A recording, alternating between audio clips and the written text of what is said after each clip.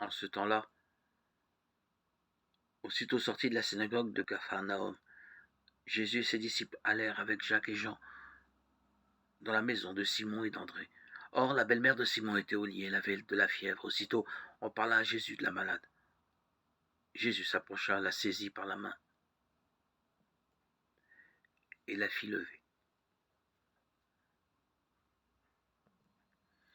La fièvre la quitta, et elle les servait le soir venu. Après le coucher du soleil, on lui amenait tous ceux qui étaient atteints d'un mal ou possédés par des démons.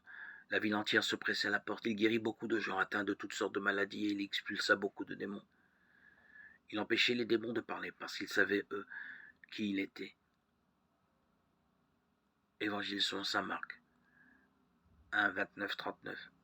Le samedi, en sortant de la synagogue, Jésus va avec ses amis chez Simon et André. Selon la tradition juive, le dîner festif du Shabbat a lieu juste à la sortie de la synagogue. La belle-mère de Pierre est alitée avec de la fièvre. Jésus la fait lever et la fièvre la quitte. Et elle se met à leur servir le repas.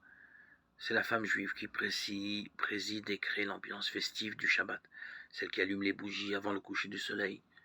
La belle-mère de Pierre n'allait pas perdre l'occasion de le faire, surtout avec Jésus qui est là. Pour elle, c'est sa façon de célébrer la beauté de la création.